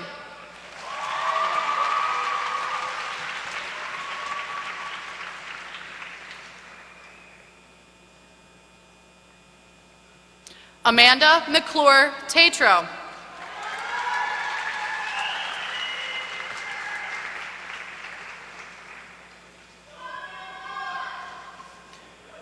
Matthew Alexander Trammell.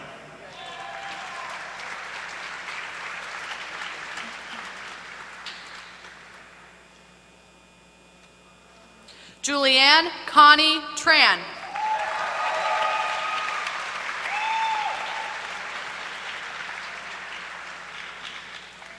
Jillian Michelle Tuck.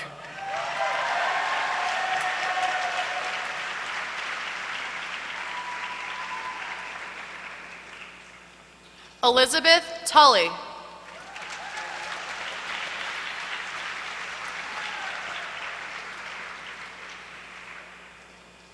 Shauna Ryan Tuig.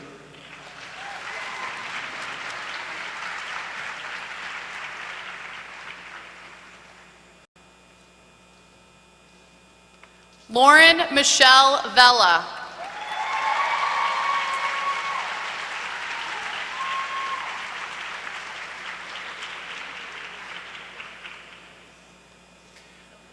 Whitney Nicole Vermeulen.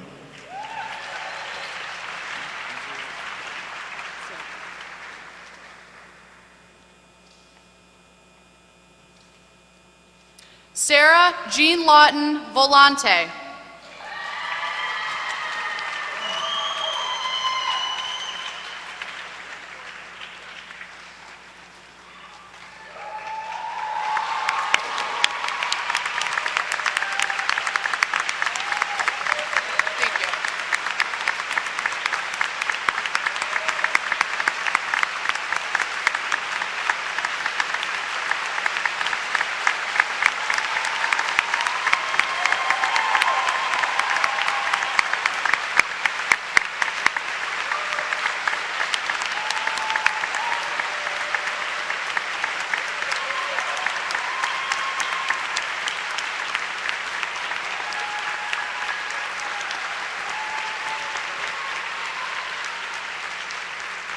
Kareem Wahid.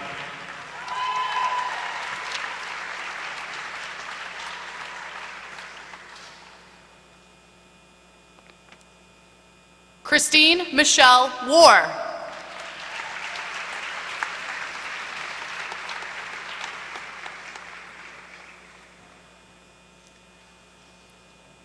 Rebecca K. Wysonen.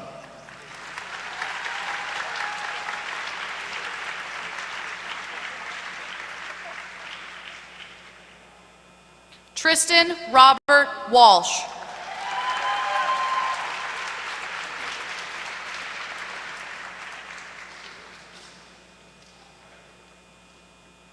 Shishi Wong.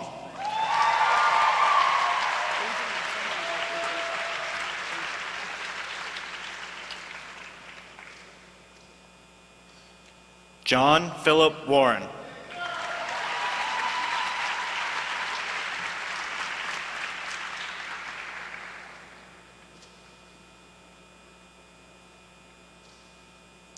Asia Watson.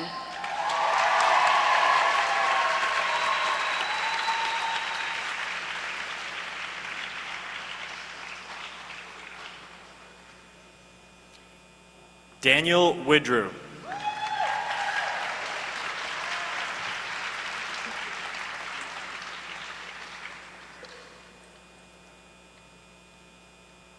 Shayna Lee Woodard.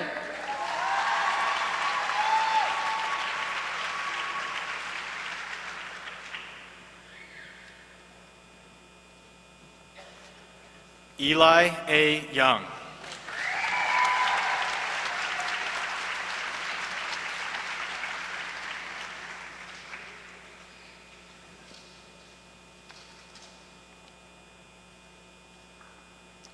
William Young.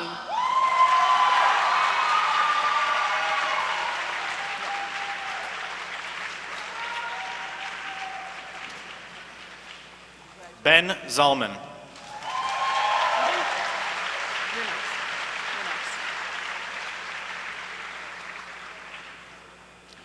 Jason Michael Letterman.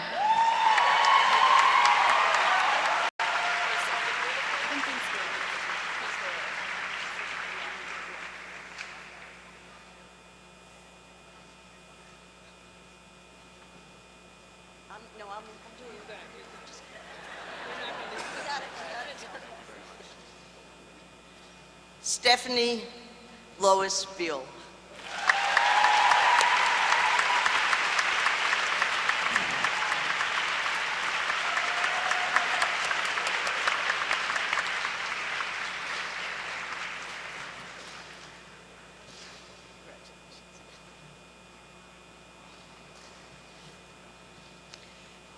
Chan Woo Jung will now be hooded for his LLM degree by LLM and International Programming Director, Patrick Cassidy.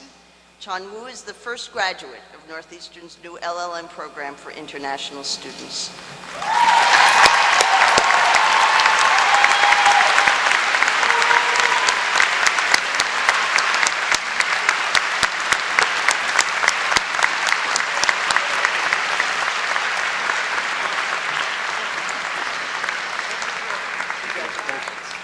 Before I turn the podium over to the President, congratulations to you, the Northeastern University class of 2012, and I hope you will allow me to be an honorary member of your class as I too step forward into new and perhaps as yet uncharted territory after I step down as Dean. It's been a pleasure to be your Dean. Thank you.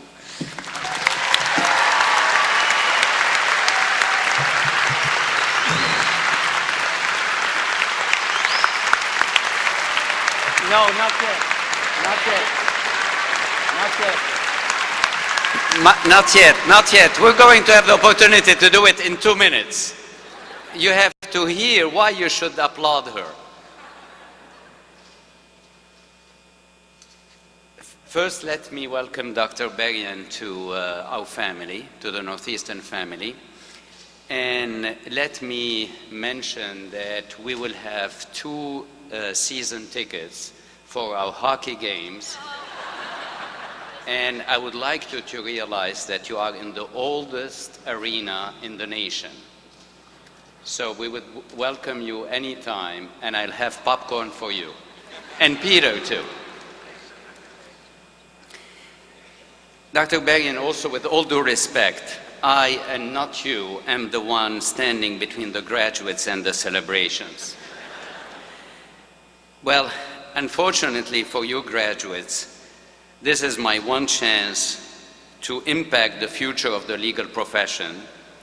And so please bear with me, because I'm going to share with you my very, very profound thoughts on the role legal systems should play in free societies. That's my first option. My second option is to do something completely differently, and it's to honor our dean. Which one would you prefer? Honor our dean. So Emily, I would like you to come and be next to me.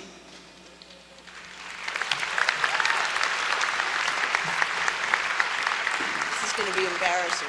Very embarrassing, absolutely. Greg? Hello. When an academic leader, or any leader for that matter, steps down from a senior position, there is one simple test to measure her success.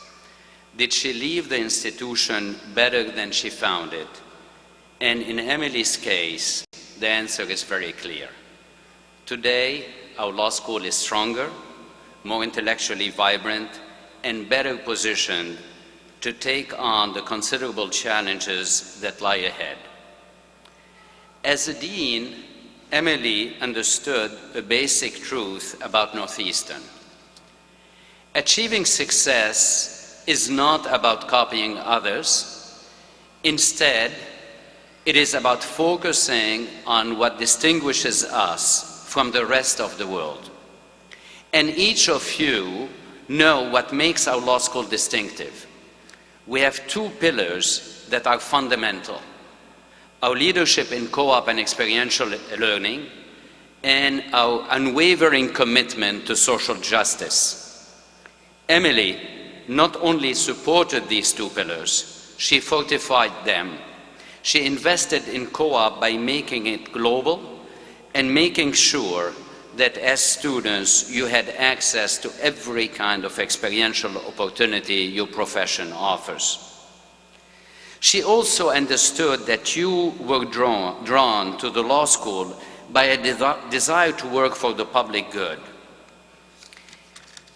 So, thank you, Emily, for your leadership, your record of achievement, and the enduring contributions you have made to this institution.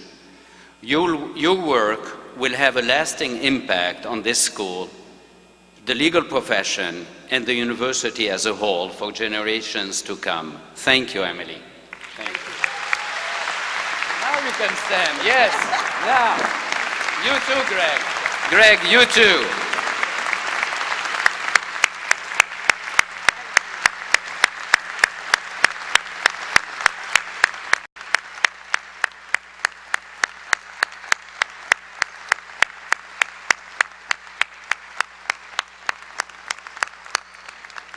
Please be seated.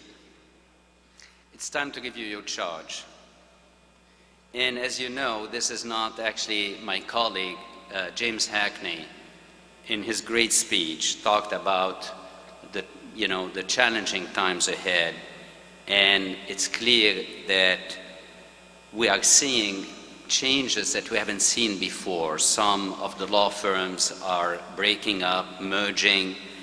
Clients are questioning the basic business model of law practice. Globalization is introducing new complexities to a field that was long dominated by contained jurisdictions. In many ways, the profession is at a crossroad. And I believe the change you will see in the next 5 years will be more profound than changes the profession has seen in the past 50 years.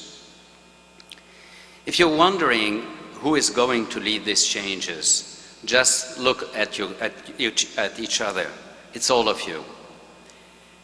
Yes, I believe that you are going to be the generation of lawyers who shape the future of the legal profession.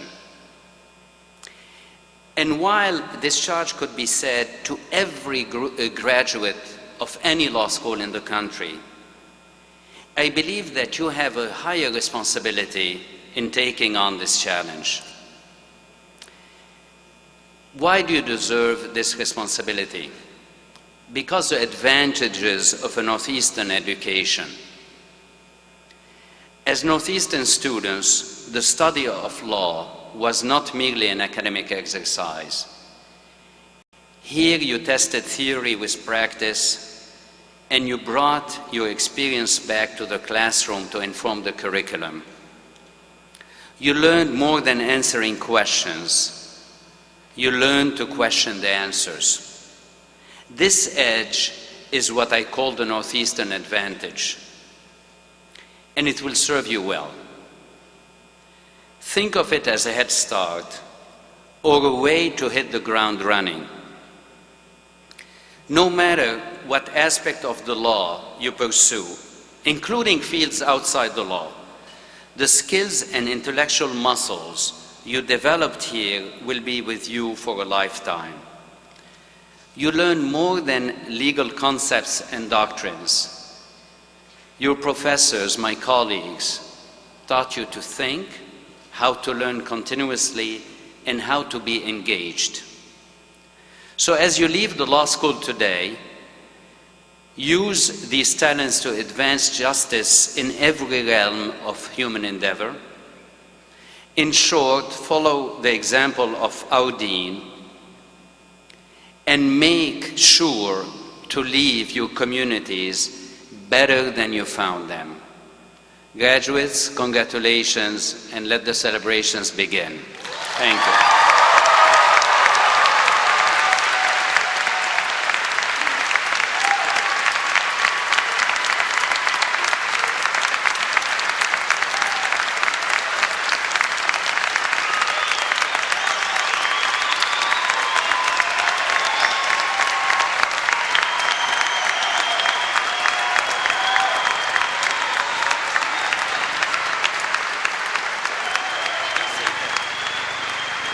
Graduates, now that you are going to leave, I'm going to ask you to join me in thanking Professor Robinson, who is retiring as Grand Marshal and Professor of History after 57 years at Northeastern. Professor Robinson.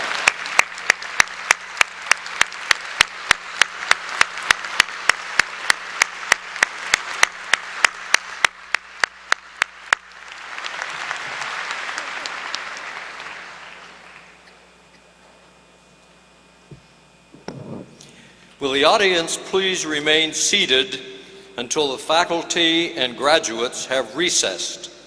The graduates will follow the marshals for their class photograph. Families, guests, graduates, and participants are cordially invited to attend a reception immediately following today's ceremony. The reception will be held in the Cabot Center. Signs and university hosts outside the center will direct people to the reception area.